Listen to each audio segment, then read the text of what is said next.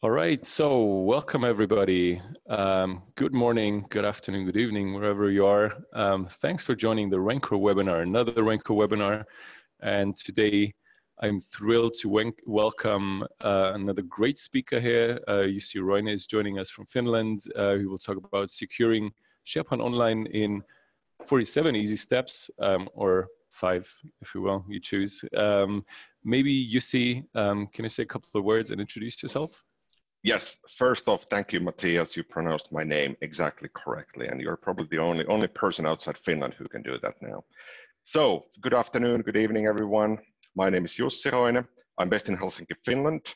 And today I will be spending about 55 minutes with you on securing SharePoint Online, also Office 365, a little bit of Azure as well on the side.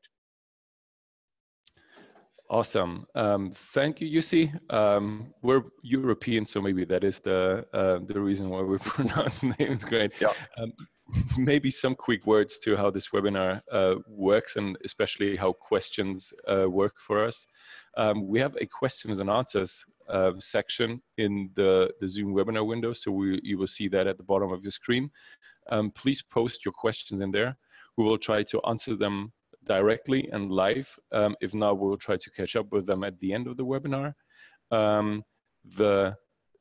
At times people post to the chat. I'm trying to remind people to use the Q&A section for that, but we'll be monitoring that as well, just in case. So Q&A section is for questions and answers. We will do that quickly and directly as they come. And that's it from my end. Over to you, Jussi, and have fun. Thank you, Matthias. So let's get started. And we will be recording this, but I will also be sharing the slides because I do have a bunch of links in the slides, and I think you will find those valuable as well. I'm mentally prepared. I just realized I do have my Renko wallet as well with me, so that will help me through the next 55 or so minutes in securing SharePoint Online. So in 1982, I got my first computer. It was a VIC-20, and the marketing was brilliant on that one because I thought it would be 20 kilobytes of RAM, but in reality, VIC-20 only had 5 kilobytes of RAM with about 3.5 kilobytes available.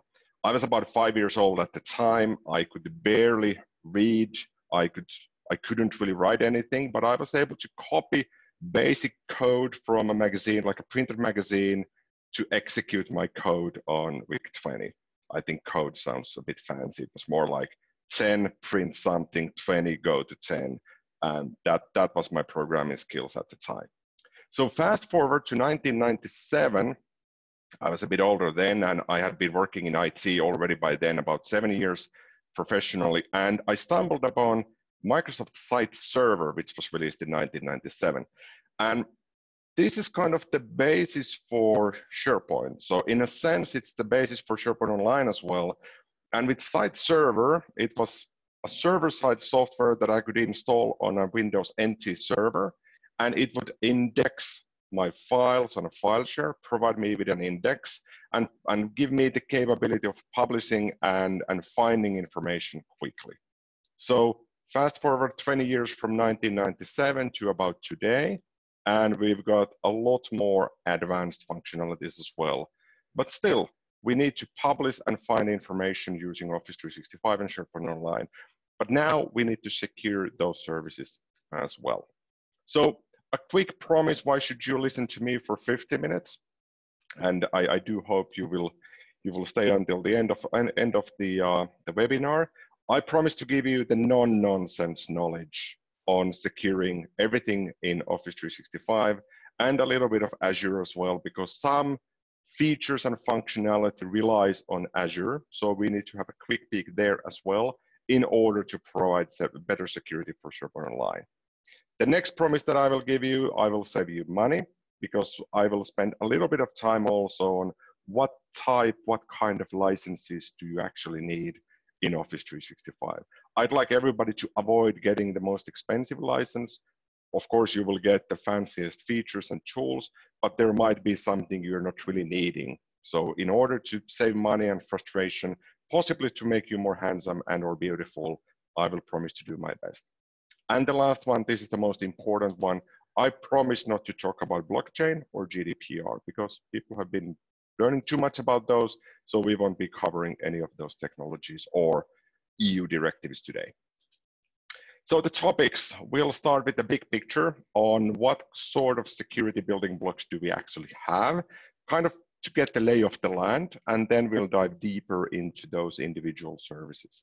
Then we'll move on to securing and protecting SharePoint Online, and from there, how to protect everything else that is around SharePoint Online. So this includes Office 365, this includes Azure AD, and this most definitely includes your users and admins.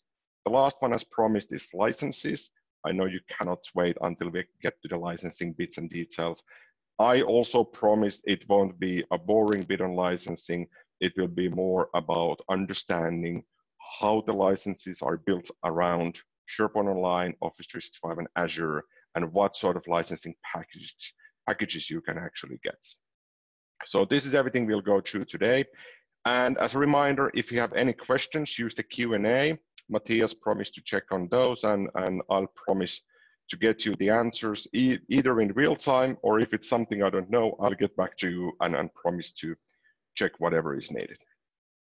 So back in January 2018, I wrote a series of blog articles on securing SharePoint Online for the Raincore blog. You can find the links there. So it's a 5-part blog covering everything we'll go through today, but today we'll dive a bit deeper as well. But this gives you the additional background information as well, and a little bit more examples besides the ones I'll be showing today. There's also a free ebook from Jethro Seegers that I would recommend you have a look at. You can download the book as an ebook from the Raincore blog as well. And the book is more around Office 365 security with a certain set of tools, and my blog articles are more around everything in Office 365 and Azure with regards to security. So let's move on to security building blocks. And I always love this slide. This is made by Microsoft, and I just love looking at this because there's so much stuff happening here. This might be a bit confusing. So on the left-hand side, your left and my left as well, on the left-hand side, you'll get the on-premises services. Let me just get a pen here. You should be able to see my pen. So everything left from this line is about Windows 10 security, Windows Server security, and also about securing the edge. One would call it the DMZ or the edge or the partner network. And on the right-hand side, we've got everything or mostly everything in securing Azure. And also up in the corner, we have Office 365. So the purpose isn't to get the license for everything in here and simply enable everything and say we're secure now. The purpose is exactly the same as in Office 365 and Azure. You've got tens of different services, and you need to understand which services do you actually need, which services might be something you don't need today, but you might be using them in the future. So we'll start going through this journey, and at the end of this presentation, I don't think we'll go through everything in here, but you'll get a clearer picture on what's relevant, what's something you might look more deeply into, and what's something you might not need today, but you know it exists in case you need something of the sorts in the future. So the heart of security for Office 365, including SharePoint Online and Azure, is Azure Active Directory, AAD. This is, in 2018, Azure AD is partially already replacing the on-premises Active Directory. Of course, we can still use on-prem AD as needed, but many times I see smaller companies or companies that don't have that many physical office locations telling that they don't really need the on-prem AD anymore because they get the same sort of capabilities from Azure AD, plus the added features, added functionality as well. So with Azure AD, we've got 2 options. We can start directly in the cloud, simply provisioning one Office 365 subscription that automatically creates an Azure AD tenant for us. And within that Azure AD tenant, we can have our users, our groups, our different security settings, our licenses, everything we basically need to run our organization in the cloud. If we have an on-prem AD though, we typically use that as the master for all of the features and capabilities, including users and groups. And then we simply synchronize a set or all of the data we have in on-prem AD to Azure AD. This effectively gives us single sign-on because users can sign on to local services like a local on-premises SharePoint, as well as cloud-based services like SharePoint Online with the same identity, with the same security requirements. So management of Azure AD happens through Azure Portal. You can, of course, use the APIs or the PowerShell commandlets, but typically the things you would do as an admin to add security or configure or see the reports on security, you would best do those through the Azure Portal. It is also important to understand the difference between Azure AD, which is in the cloud, AD, which is on-prem, and also Azure AD Connect, which is the tool that synchronizes from on-prem to Azure AD, possibly synchronizing also something back to on-prem from Azure AD. And Azure AD DS, the domain services, that's an offering from Microsoft that they would actually run your on-prem AD in the cloud as a set of services that would then connect with Azure AD as well. So the mission really in securing everything in Office 365 in Azure and also partially in on-prem is really to protect the identities in the cloud, because by protecting the identities in the cloud, you're also protecting the identities in on-premises. And since users are constantly on the move, they read their emails to mobile devices, they access SharePoint content from devices they might not manage themselves, like loaned laptops or library machines that they quickly need to open a browser and check on something in the cloud. So it's really about protecting the identities first, and from there we can start protecting everything else besides that. Just a quick look at the different licenses we have in Azure AD. Typically, companies start with a free license, which, yeah, it's free. But it doesn't really provide that much capabilities in terms of additional security. It is secure by default, but certain additional security features do require the Azure AD Basic or Premium licenses. The Premium license is divided in two, so there's a P1 and a P2 license, and these are per user licenses. If I have 100 users in my company, I can purchase 100 Azure AD Premium P1 licenses, or I can purchase 50 P1 licenses and 50 P2 licenses. I can mix and match as I see best. Which one would you actually need then?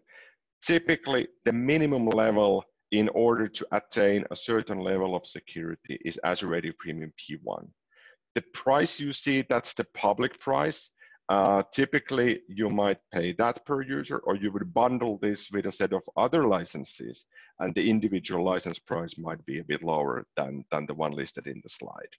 So as you can see in Azure AD Premium P1 and P2, we get multi-factor authentication by default.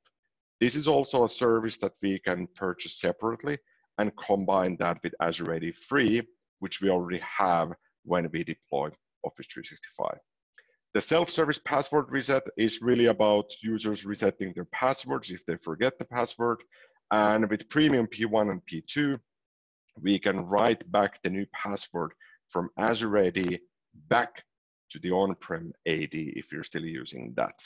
But with the free and basic licenses, we cannot write the cloud-based updated password back to on-prem anymore. So that's one of the additional capabilities that I often feel provides a lot of value when moving to Azure AD Premium P1.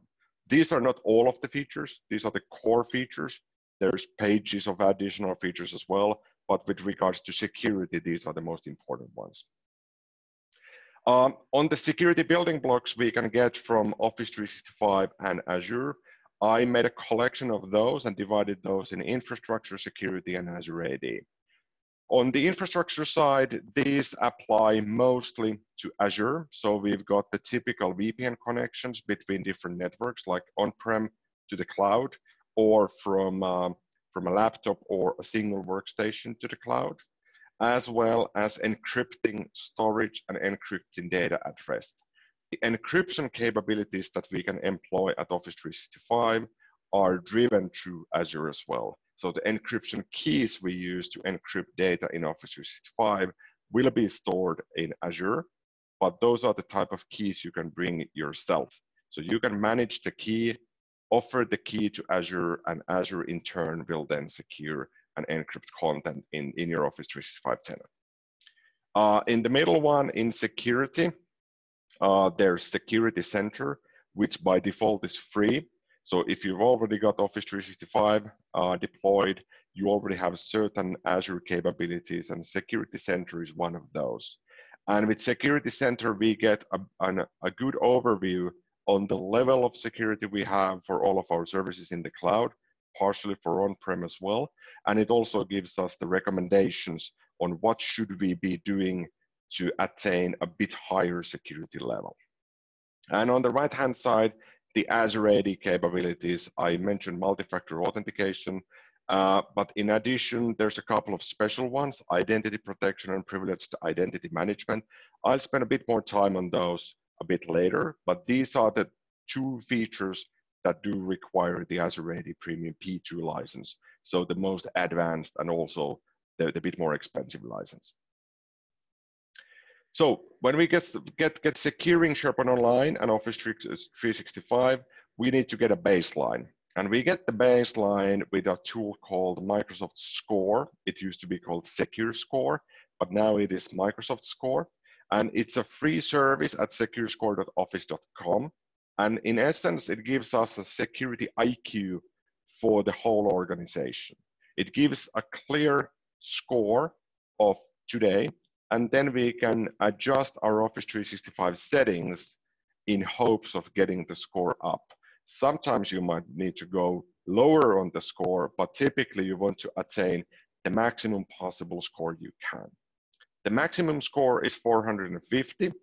I've yet to see a production tenant that would be a 450 because there's so many things you need to configure and react and follow up on a weekly or monthly basis, that typically the recommendation is to at least get beyond 100 points. So you get to around 130 points when you simply enable multi-factor authentication for all of your Office 365 global admins. So let's have a look how this works out. And I've got my browser here. Let me just quickly refresh this to see that I'm still logged in. And you can see that in my tenant, I've got 102 out of the about 450. And it's probably refreshing this now. I also get a score analyzer to see the history of how things are working out for me. It seems to be a bit slow today. Let me just refresh my Azure at the same time because I will be needing Azure AD from there. Alrighty, there we go. So this is one of my tenants that I use. I've got 102 since June 5th. And if I want to attain more, so this is the level that I'm at currently. If I want to get a higher score, what I can do, I can drag the slider to get to 142, and it gives me a task list. I need to enable multi-factor authentication for all global admins and also for all of my users. That would give me 142 points. 2 actions. If we want to go further, let's go with something way higher, maybe 300 points, 309. I've got 18 actions in queue now. And if we have a quick look at this, the same 2, of course. Designate less than 5 global admins. That's fairly easy to do. But I would need to review my mailbox forwarding rules weekly. And that is essentially a task that I would need to put in my calendar to actually perform this task on a weekly basis. And that's why it's not easy to attain the maximum score, because you need somebody actually reacting and performing certain tasks and activities on a weekly basis.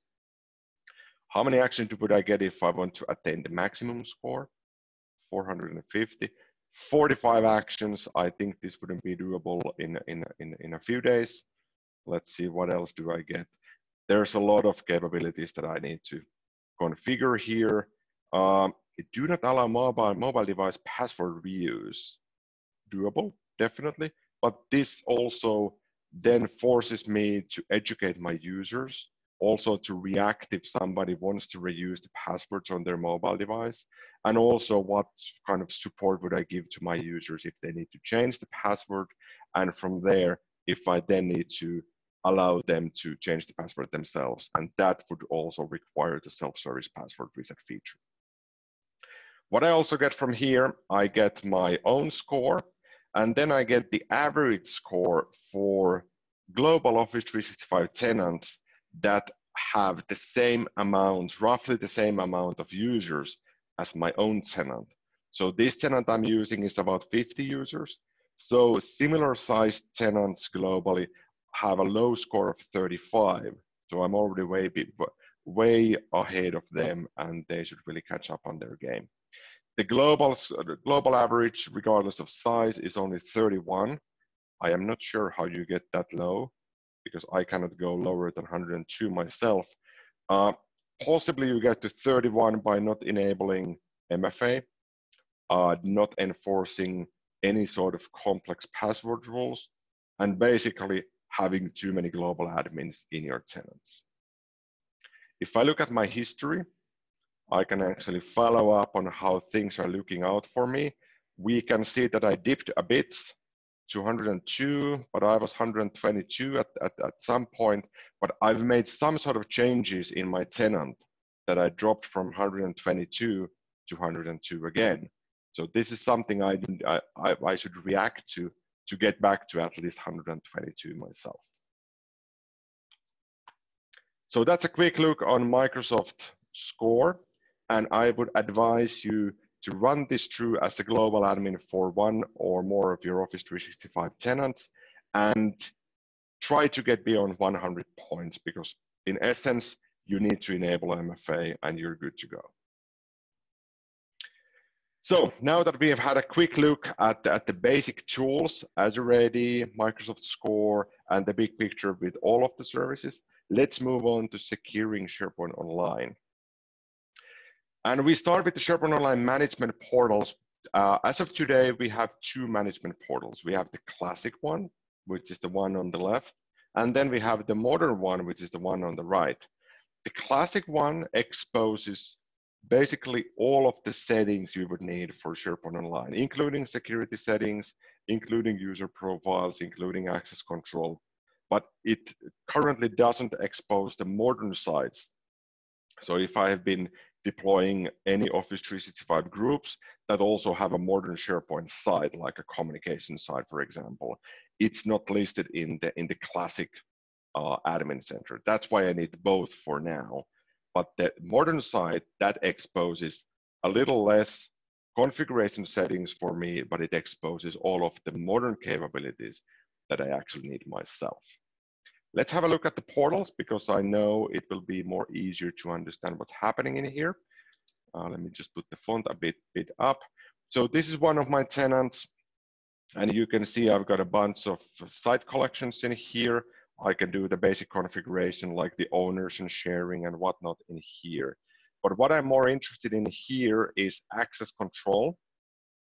And in access control, this gives me the capabilities for doing conditional access. I'll talk about conditional access in a bit more depth in a moment, but for now, with conditional access, I can block access for all users to my SharePoint Online site collections that do not have a managed device. So if somebody has an unmanaged device, maybe a mobile phone, a tablet, even a laptop, that we're not managing through Azure AD, that could be managed through Intune, a Microsoft service, or managed through something else, but we would have visibility of that device through Azure AD, then we can simply block access. And this basically means that users cannot now access anything in SharePoint Online if we block the access. So typically we want to allow access, but with conditional access, which we will configure through Azure AD, we can then fine-tune what the requirements and the parameters are going to be in order for us to block access for certain type of devices, or possibly the source IP address of the user is something we don't trust. There's also a quick selection in here that only allow access from specific IP address locations. So if my office address would be something, I could then only allow those office IP ranges to access my SharePoint Online services. I typically wouldn't use this one because we have too many users simply accessing from dynamic IP addresses from home office when they're traveling, from hotels, from conferences, and this might prove to be a bit problematic in that sense. Moving on from here to conditional access, I am hopping to my Azure portal. Let's just reload this just to make sure that it's up and running. So in here, I've got a few Azure subscriptions. You can see my spending in there. These are test tenants for me and some services that I'm running in Azure. And what I want to do from here, I want to go to Azure AD. And Azure AD nowadays has a lot of functionalities. So in order to actually get those capabilities, I need to have the licenses in place. And you can see that I do have Office 365 E5 license, but I also have the Enterprise Mobility plus Security E5 license. So these two, together with a Windows 10 license, form what is called the Microsoft 365. And I've got all of those covered in this Azure AD tenant. What I can now do from here, I can go to conditional access. And with conditional access, I can add one or more policies to enforce certain behavior for my users. One policy might be that you cannot access a certain SharePoint site collection unless you're connected through VPN to the corporate network. This could be a high security site collection with really sensitive content, and we'd like to avoid people just randomly accessing it. We want to enforce that you're actually accessing that through a managed device, through the corporate network, through some predefined policy as well. So I've added a SharePoint Online conditional access in here. And what I can do is I can apply this to all users. Typically, if you apply this to all users, you run a risk that you exclude yourself from accessing the service as an admin. So I've just selected one test user to actually test that it works. The application that I'm applying this for is SharePoint Online. And you can see that there's a lot of cloud-based applications supported in here.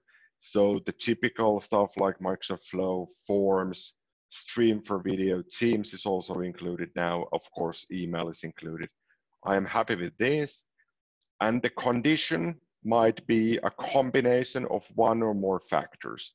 It could be the location, like the source IP, combined with a device, managed, non-managed, Android, iOS, so on and so forth, or it could be a client application.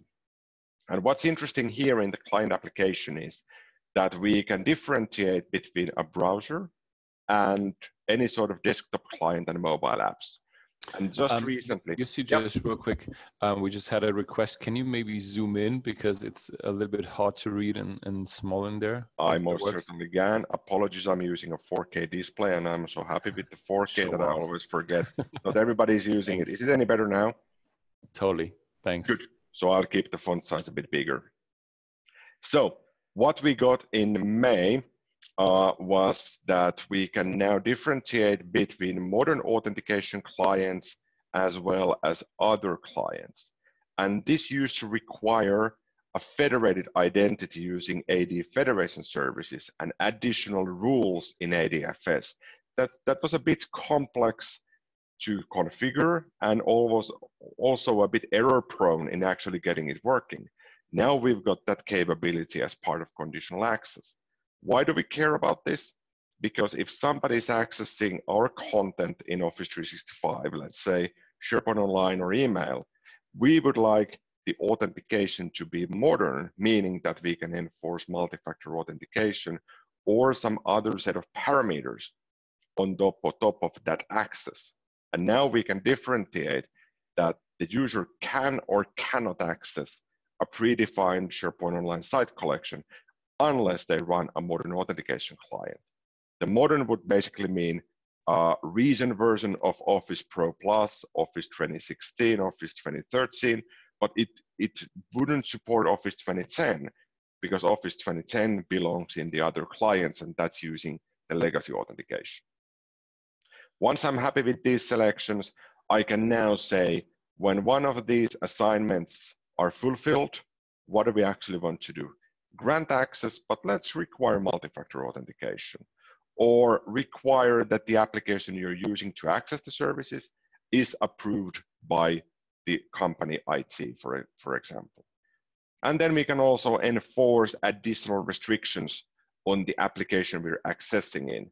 One restriction would be, we don't allow you to do any changes in SharePoint. We only allow you to read content, maybe download content, but you cannot create new documents. That would be one enforcement we might want to enforce in here. And once we enable the policy, it takes about 5 to 10 minutes, then it's enabled. So this was a quick walk through the SharePoint Admin Center as well as the conditional access. The next portal, and you can see there's a lot of portals in here. The next portal is the Security and Compliance portal, and this you can access through protection.office.com.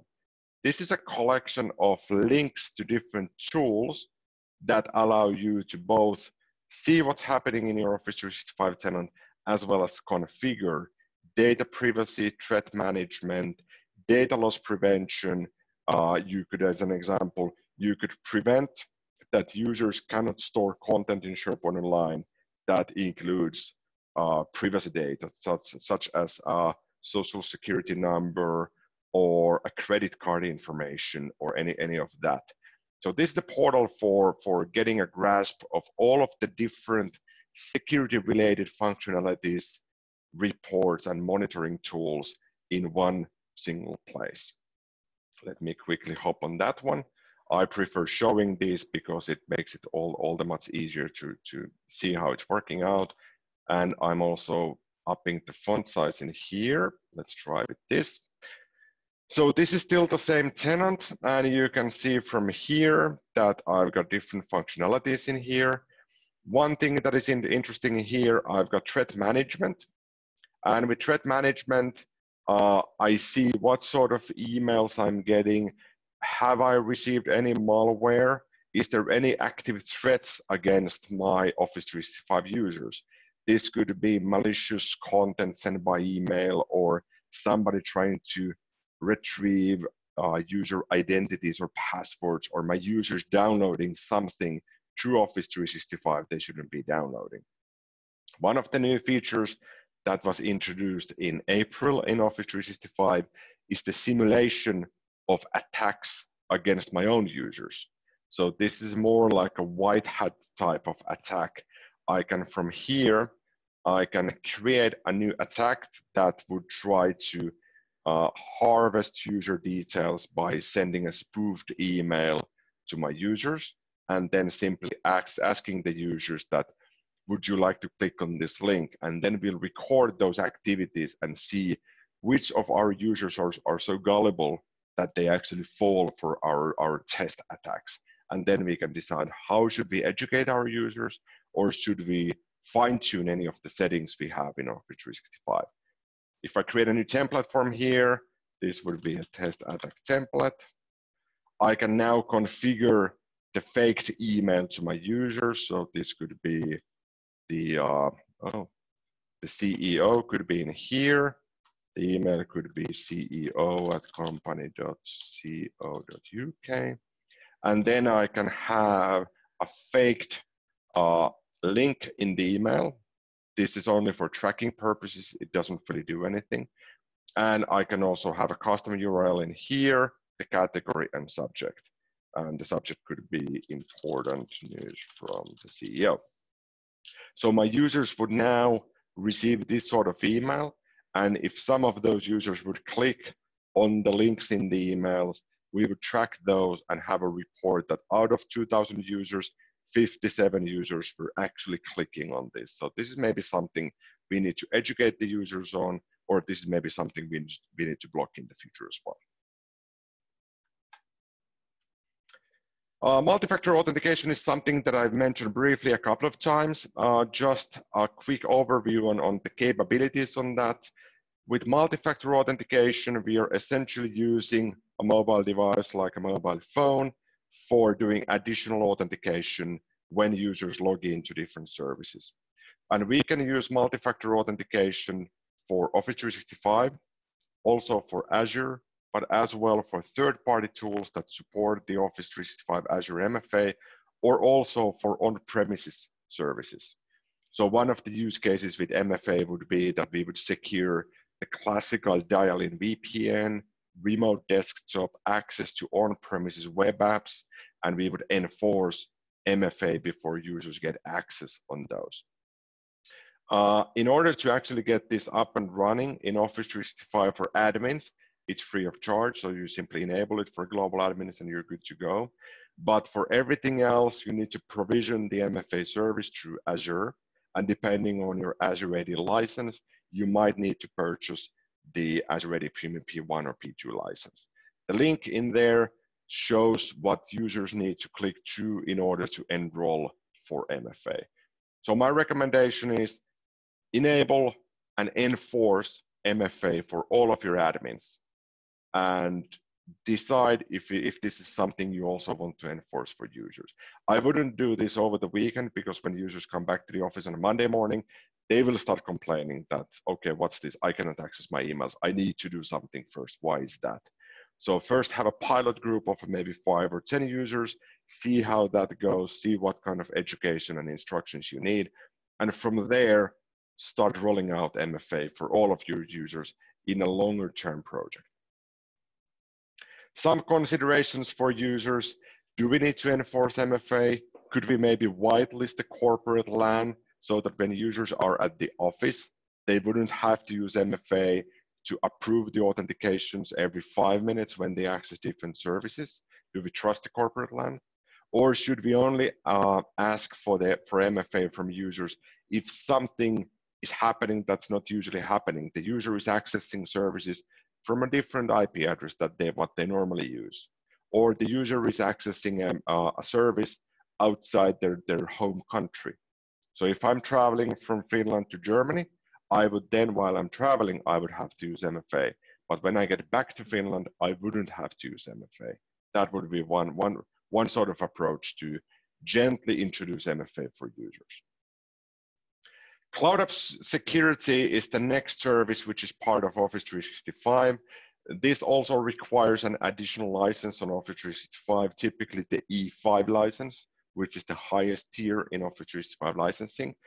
And this gives us a nice overview on what's happening in our Office 365 tenant, as well as what are the external users in our Office 365 tenant actually doing. Are we sharing a lot of content through SharePoint Online to external users? Are we sharing those anonymously? Are we authenticating those external users?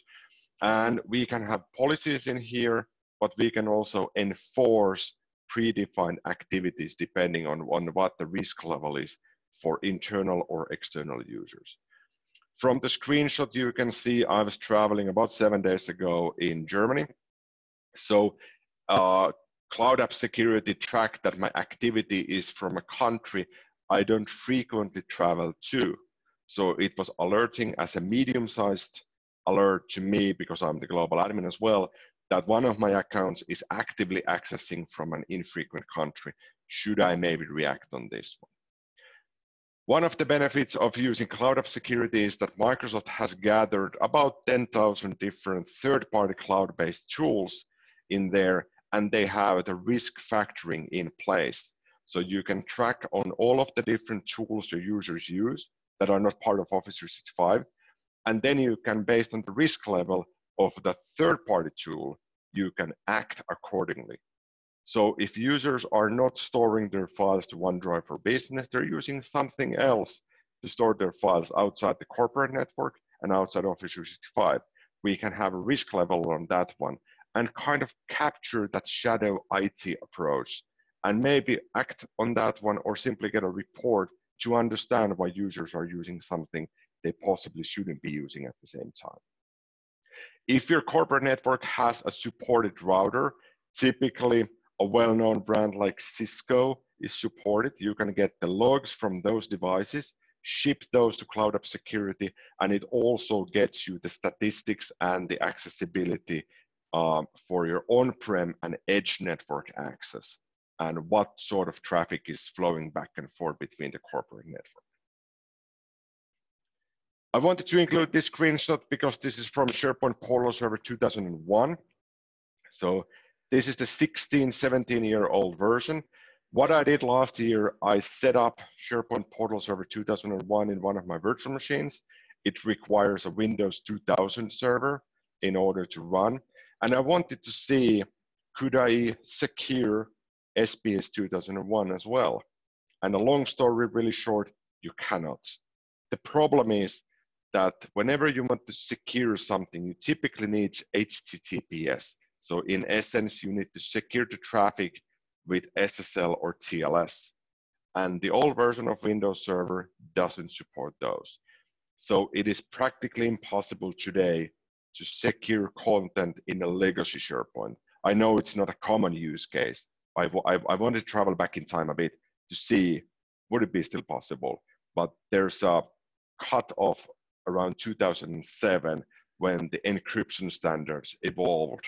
So anything older than 2007 typically isn't feasible to secure. Anything after 2007, 2008 is definitely doable. Conditional access, I did go through this already. There's the two PowerShell commandlets you see in here. So in order to block the legacy authentication to SharePoint Online that I discussed before, you need this PowerShell commandlet. And to have the conditional access, you need this one. This allows you to set a single site collection only. So the conditional access policy won't affect everything, but only one or more site collections that you define yourself. So moving on from strictly securing SharePoint Online to a lot of the supporting security related services. The first one is Azure Security Center, which I mentioned before. It is free of charge to begin with. And this gives you a high level overview and big picture on everything in Azure, certain services in Office 365 and certain services in on-prem as well. You can see on the left-hand side that I've got a few virtual machines, some networking settings, some databases that are not secured enough. So about 24 resources have things in red that I need to secure. On the right-hand side, you can see the recommendations on this one. So if I have a few virtual machines running maybe some components that I need with SharePoint Online, I would need to secure those. I would need to have a proper firewall. I would need to apply system updates. I would need to encrypt the virtual machine storage that they're using. All of these are something I haven't done by default. So that's why it's complaining about those. The next one, I'll just go briefly through this. I want you to be familiar that there's a capability like this, even though this might not be something everybody needs. So if you have an on-premises Active Directory, you typically federate your identities with Azure AD. And in order for that to happen, you might need Azure Federation Services, which is a role in a Windows Server box sitting somewhere in your network. And if this federation breaks, if the federation server is not rebooting correctly, or it runs out of disk space, or simply something fails, or if the AAD connects, which is the tool that synchronizes your identities to the cloud and back, if that fails, in essence, it means that users cannot do single sign-on to log in. So for that reason, we have Azure AD Connect Health that monitors everything that happens between single sign-on and gives us alerts if something fails. So this requires the AAD Premium P1 or P2 license, which is a bit sad because I think this is highly useful if you have a setup of this. But if you're only using Azure AD Premium, if you're only using Azure AD, but don't have anything in on-prem, then this might not be something you would need. The next one, Azure AD Identity Protection. This gives you an automated capability of blocking users that are flagged for risk. So users might be accessing without multi-factor authentication to your SharePoint Online. They would typically access between Monday and Friday, 8 in the morning until maybe 5 in the afternoon. But sometimes you might have a user who accesses SharePoint, maybe a high secure site collection with sensitive content, on a Sunday morning at 3 o'clock. And this is the capability that tracks those anomalies, those users that act a bit weird when they normally don't act a bit weird. And we can have an automated policy that enforces something. We can enforce multi-factor authentication because then it requires you have the phone. Or we can also enforce a password reset because the password reset enforces multi-factor authentication. And that also gives us the guarantee that the user actually possesses access on the mobile phone. Or we can simply lock out those users for a couple of hours if it seems too suspicious for us. The next one is privileged identity management. This is part of Azure as well, but it applies to Office 365, including SharePoint Online and everything in Azure as well. So this is a capability that allows us to get rid of static admin roles. So normally when you have a colleague asking that, hey, Jussi, can you give me access to SharePoint Online as a SharePoint Online admin, I need to change a few settings. You might grant the access as a static permission. You go to Office 365, you click on SharePoint Online admin for the user, and you forget about it. 2 weeks later, you recall, oh yeah, I did give you the access, I need to remove that next week. But you forget about removing it, and 2 years later, the user still has full access to SharePoint Online, even though they shouldn't have that access. So with PIM, Privileged Identity Management, we can grant those permissions as non-permanent admin roles. The user can request those, we can have an approval workflow, and if somebody approves that, we can grant the access that you will become a SharePoint admin for 1 to 72 hours. And once that time passes, that permission is automatically removed as well. Operations Management Suite, some of the capabilities in here have been already migrated to Security Center that I showed before. And with OMS, we can track what is happening in Office 365, including SharePoint Online, Exchange Online, OneDrive for Business, as well as Azure AD identities. So with OMS, we can track what sort of identities are users using to access the different services that we have. And do we have any guest accounts? Do we have any disabled accounts that try to log in? Do we have service accounts that are logging in even if they shouldn't really be logging in? OMS is a separate service, but it's licensed through Azure and it's accessible through Azure, but it has its own management portal. I try to be conscious of time, so that's why I'm not showing all of these as demos. I did show you threat intelligence already. So the attack simulator is part of threat intelligence, and it gives us a nice reporting capability of inbound emails, outbound emails. Do we have any malware stored in SharePoint? Are we getting any sort of threats that we should be stopping or that we are not capable of stopping at the time? One small functionality that I want to highlight here is the Azure AD Application Proxy. This is a small binary that you install in a virtual machine, and it allows you to expose internal corporate services for external use, but then you can enforce Azure AD authentication together with MFA, conditional access, privileged identity management, identity protection as well, so that a sort of legacy service that we have running in on-prem, let's say you would have a SharePoint on-premises server for certain files, but you would like to access that SharePoint externally without a VPN. Then Azure AD Application Proxy simply exposes an HTTPS endpoint that is secured with Azure AD. So anybody who has an Azure AD credentials can authenticate first and then access the on-prem SharePoint without having a VPN access or being physically connected to your corporate network.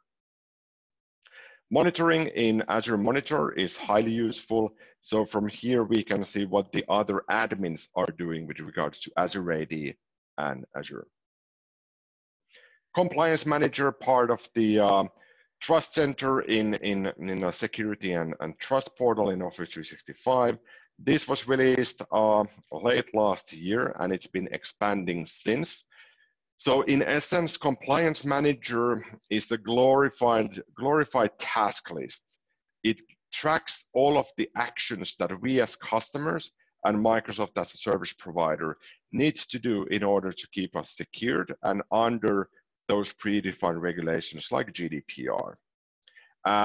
This is free of charge, so anybody with an Office 365 subscription can access this one and start working with their different requirements. You can see a selection of those here. Customer Key also announced last year, and it's finally available as well. I briefly hinted at this one when we got started today. So in order to bring our own encryption key to encrypt SharePoint Online content, we can use Azure Key Vault, which is a hardware-backed security module in an Azure data center. But we can bring the key that is used to encrypt the content in our SharePoint Online tenant. So all of the content we store in SharePoint Online or OneDrive for Business or Exchange Online will be encrypted within the Microsoft Data Center with our key that is stored in Azure Key Vault. This is a bit complex to set up. So if you already have an existing Office 365 tenant, the guidance today is that maybe set up a new tenant and work with this with some thought included in that. This is not a next type of installation, but it does require a lot of configuration in order to get this up and running. So last but not least, a few minutes on licenses, because I know I've told you that there's a lot of different licenses, and I felt it's important to understand what goes where, what do you actually get from where. So there's a lot of services and options. If you have a look at on-premises, we can see that we have the Windows-based Active Directory, as well as Microsoft Identity Manager, which is a separate identity management server that can be combined with Azure AD today. So there's not that many services in on-prem anymore with regards to security that we want to run.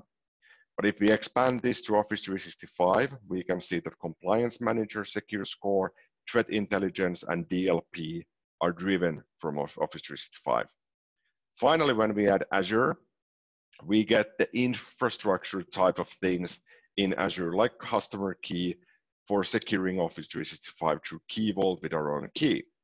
But there's a lot missing from here. So all of the remaining security features and services are driven from Azure.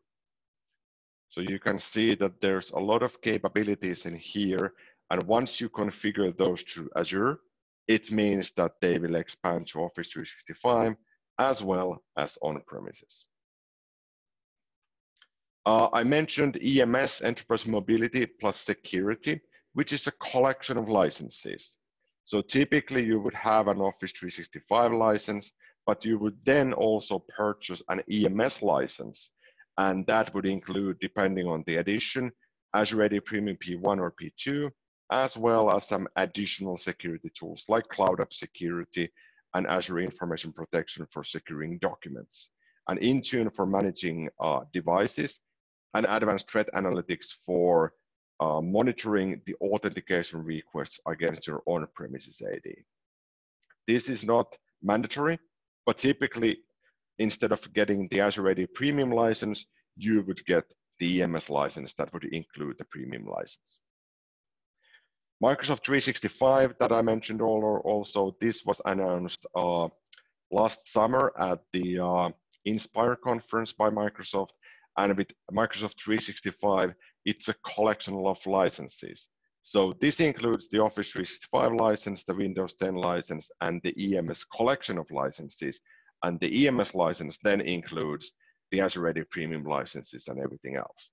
So typically, if you want to have the best of everything, you would go with a Microsoft 365 Enterprise E5 license. And this is per user. So you would need this for all of your users, but you can also mix and match. Some users would have the E3 license, some users would have the E5 license. So last but not least, the same sort of licenses, but shown in a bit different way. The kind of free licenses that do not require an extra license. We have AD, part of Windows Server, Secure Score is free, MFA for admins in Office 365 is free, as well as Azure AD basic version and Security Center is free once you have the Azure subscription. Basic access control lists through NSGs, Network Security Groups, is free. And then when we move on to E3 licenses, we're actually getting the MFA server if we need to connect that with on-prem services. We get Intune for mobile device management, and also Azure AD Premium P1 license. The Connect Health for checking that single sign-on is up and running. MFA in the cloud, as well as Information Protection P1. And with the E5, we get the rest. We get the Cloud App Security for checking what's happening with external users in our Office 365. We get Threat Intelligence with Attack Simulator. Then we get the Azure AD Premium P2 license. We get the Identity Protection and KIM, as well as Conditional Access and parts of Information Protection. And the services that need additional licensing include Security Center. It has a separate licensing. OMS, Operations Management Suite, requires a separate license, and all of the additional firewalls also require a separate, typically a monthly license in the Azure side of things. So as you can see, there's a lot of different licensing you need. The EMS or Microsoft 365 license is typically the easiest one to work with. So to recap everything we went through in the about 55 minutes, you need to understand Azure AD, the licenses, the limitations, the capabilities. You need to implement the basic security measures with permissions, of course, external access, conditional access. Once you have this in place, then you can move on from SharePoint Online to securing everything else as well. You need to enable MFA, at least for your global admins, but I would advise to enable MFA for all of your employees. Also, conditional access, of course, with MFA. And the beauty of conditional access is that you can have MFA for certain scenarios if you don't want to enable it for all of your users. Try to create proof of concepts and use the preview features. So some of the things I showed might have additional preview features. As an example, Security Center has a preview feature on just-in-time administration capabilities. Try those so that you can anticipate how things will move forward in the future. And sometimes you need to unlearn something you learned before. Case in point here, Microsoft announced last year that they are not recommending anymore the enforced regular password changes for users. Instead, they're recommending that all users set one password, and we are not enforcing the change of that password. And then we enforce MFA, because that way we actually get more security instead of users changing the password every 30 or 60 days and not really knowing what else might be affected with that one. You can, of course, combine the two, have MFA and still have password changes if needed. So this was all. I know there's a lot to digest in here, so I'm happy to stick around if there's any additional questions. And if you come up with any more questions when you digest this content, feel free to ping me over on Twitter or by email if you happen to find my email address somewhere. I'm hesitant always to open my Outlook because there's too many emails in there. So Twitter is probably a better option. Matthias, did we have any open questions that we need to check? Yes, a couple of them. So first and foremost, thank you very much. A very, very detailed, in-depth deep dive with quick takeaways. So perfectly, thank you very much for joining us here. To help you digest, we will provide you with the recording link and the links posted in the slides, at least most of them. Also the link to Jussi's Twitter, so you can reach out to him if you have further questions. A couple of questions just popped up here. First one, Microsoft says Office 365 content is by default stored in encrypted form. Why is there then the need for separate encryption? That's a great question. The need for separate encryption is that certain customers feel that we do trust Microsoft. We're using their cloud-based services. But in order to get additional security, why wouldn't we encrypt content with our own key? So in those scenarios, we would at least be certain that when Microsoft runs backups or does the daily administration stuff, that sort of content would still be secured, and we maintain the encryption model, and we don't offload everything to Microsoft. So it's definitely an additional capability that gives you more possibilities in managing that, but it also gives you more responsibilities in actually understanding how the encryption key is managed. All right, perfect. One other question we had pretty early on, someone joined later and missed the part of AADDS. Is there anything to add there? I pointed them to watch the recording, but is there anything that you want to add to that? Yeah, so AADDS is the Microsoft hosted virtual domain controllers. I don't see that as a replacement fully if you have an existing AD in on-prem and you run your own domain controllers. It's basically a hybrid capability of not spinning up your own VMs in Azure in order to be closer to Azure AD. So you can still keep your existing domain controllers, have AADDS in between, and then have AADDS provide services for your virtual machines in the cloud. So it's simply automating some of the tasks that you would normally do. There's a fixed monthly fee on that. It's not amazingly expensive, but there's a fee in running those VMs that Microsoft manages for you. All right, perfect. Two more just pop up. Can we create conditional access rule to control external users to SharePoint Online? My recollection is yes, because you can apply the conditional access rule to guest users as well. All right. Longer one. Our company is an Office 365 dedicated MT customer. We have configured partner, aka AAD guest access to SharePoint Online using the Office 365 hybrid configuration for partner guest access. Can this configuration be reused for access to non-Office 365 services hosted on our Azure subscription? Yes, as long as those guest accounts are AAD guest accounts, yes, definitely.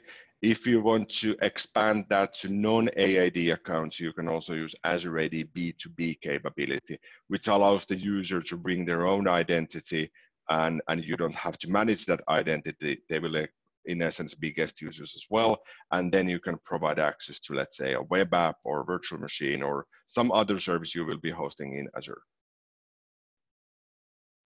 All right. Last one, I guess, closing it up, almost in time. How is Microsoft following up on finishing emails reported by users? Phishing emails, sorry. They've automated a lot of that. So Microsoft is running a lot of analysis on their Office 365 incoming and outbound emails with advanced threat protection, which is an additional capability in Exchange Online. So once Microsoft is seeing that, let's say in Germany, we're seeing a lot of phishing emails being sent out, they will also have the capability of seeing, okay, we see that it's spreading out from Germany, let's say to Finland or Norway or Sweden. So they can automatically start also blocking those or sending announcement that, okay, we are seeing a targeted attack like this, so we're effectively blocking it like this. Okay, cool. Two more. Yes. Then we're closing that down. Is it still so that uploads that are smaller than 50 megabytes are not scanned by SharePoint Online? I think the uploads that are larger than 50 megabytes, I cannot recall that by heart. My understanding is that they are actually scanned by SPO, but today we don't have the capability of configuring what happens in the scan. So it's more or less a control that if we find something, we can get an alert on that one. But that's definitely something I need to look into, because I cannot guarantee that it's definitely like this. It used to be like this, but I don't know the current situation today. So let's do so that I'll check up on this and I'll use Twitter, or let's do a Rencore blog post on that one too. Awesome, perfect.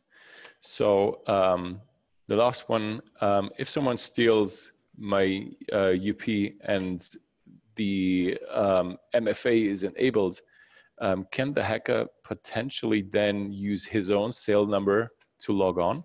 No, because as part of the MFA, we've configured our own cell number, possibly the mobile application as well. So if I give you my username and password to somebody else, they can authenticate with those, but then the next step is in doing the MFA, and the MFA claim will pop up on my phone, and you cannot just randomly configure some other phone number. So once my phone gets a pop-up on authentication, it's really important for me to decline that one and then go and do something about my account, lock the account, change the password, or do something else. Because the user who has my username and password, they cannot change the password because that requires MFA. And as long as I have access to my own phone, I'm still secured. All right, perfect. So that will do it for our questions. Let's close down from here. Thank you guys for sticking around with us. Thank you, Jussi, for joining us for this very comprehensive webinar. As mentioned, we will share the recording plus a couple of more detailed links and contact to Jussi. And yeah, I'd be happy to see all of you around for one of the next webinars. Keep up to date on our website. We usually have monthly webinars, so in July there's some coming up as well. Thanks from my end. Have a great rest of the day, and see you soon. Thank you all. See you.